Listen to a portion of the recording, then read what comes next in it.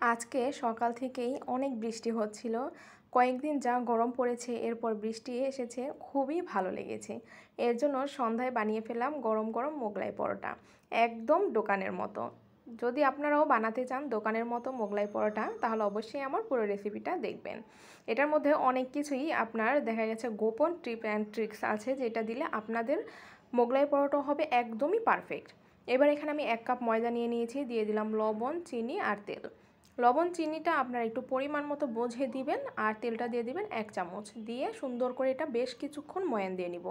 যখন এরকম মুষ্টি করলে মানে আপনার শক্ত হয়ে যাবে, তখন বুঝবেন এটা ময়ান দিয়ে হয়ে গিয়েছে। এটা কিন্তু খুবই একটা মানে আপনার টিপস, ভালো একটা টিপস, যেটা নাকি আপনার মোগলাইটাকে অনেকক্ষণ পর্যন্ত ক্রিস্পি করবে। অবশ্যই এই মানে যেই আপনার শুকনো ইনগ্রেডিয়েন্টসগুলো আছে সেগুলো একটু বেশি সময় নিয়ে হাত দিয়ে ময়ান করে নেবেন।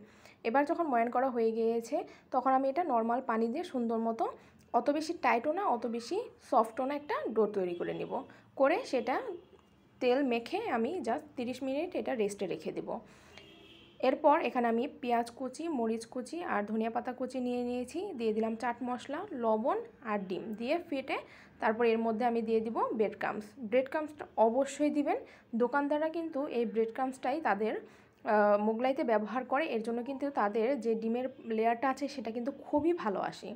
এবার এটা আমি বানিয়ে রেখে দেবো সাইড করে, আর এখান থেকে একটা ডো নিয়ে নিলাম, নিয়ে তারপর একটা রুটি, পাতলা করে একটা রুটি বেলে নেব।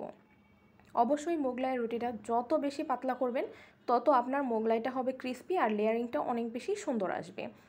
আর যখন রুটিটা বেলবেন তখন অবশ্যই তেল দিয়ে বেলবেন, লুজ যে ময়দা আছে সেটা দিয়ে বেলবেন না, তাহলে কিন্তু মোগলাই একদমই ভালো হবে না।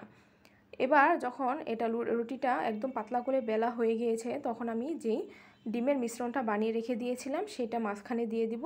আর আগেই কিন্তু দুই সাইডটা একটু হালকা ফোল্ড করে নিয়েছি। নিয়ে এবার যখন সেই মিশ্রণটা দেওয়া হয়ে গিয়েছে, আবার একটু ফোল্ড করে নিলাম সাইড দিয়ে, একদম দোকানদাররা যেভাবে করে ঠিক সেইভাবে করে তারপর গরম তেলের মধ্যে দিয়ে দেব। তেলটা আমি জাস্ট 2 মিনিটের মতো একটু হালকা গরম করে নিয়েছিলাম, এর মধ্যে দিয়ে দিব। আর চুলার তাপটা অবশ্যই লো হিটে রাখবেন, কারণ এটা যদি আপনার হাই হিটে ভাজেন তাহলে ভিতরের যেই ডিমটা আছে সেটা কিন্তু কাঁচা থেকে যাবে। অনেকেই বলে যে ডিমটা কাঁচা থেকে যায়, কাটার পর দেখা গেছে বের হয়ে আসে। কিন্তু এভাবে যদি কম আঁচে ভাজেন তাহলে কিন্তু আপনাদের ভেতরটাও সুন্দর মতো কুকড হয়ে যাবে। দেখুন এটা কিন্তু সুন্দর মতো ভাজা হয়ে গিয়েছে, আর ওপরেও দেখুন, দেখেই বোঝা যাচ্ছে এটা কিন্তু একদম দোকানের যেই মোগলাইগুলো আছে সেটার মতোই হয়েছে। হয়তো একটু ভাজাটা বেশি হয়ে গিয়েছে, কিন্তু এইভাবেও কিন্তু খেতে খুবই ভালো লাগে। আপনারা চাইলে একটু কমও ভেজে নিতে পারেন, কোনো সমস্যা নেই। দেখুন ভেতরটাও কিন্তু একদম সুন্দর মতো কুকড হয়েছে। আর এখানে ভেতরের যে মিশ্রণটা আছে সেটার মধ্যে যে আমি চাট মশলা ব্যবহার করেছি, অবশ্যই সেটা ব্যবহার করবেন, টেস্ট খুবই ভালো আসে। এবার দেখুন কত সুন্দর হয়ে গিয়েছে না, খেতে অসম্ভব মজা হয়েছিল।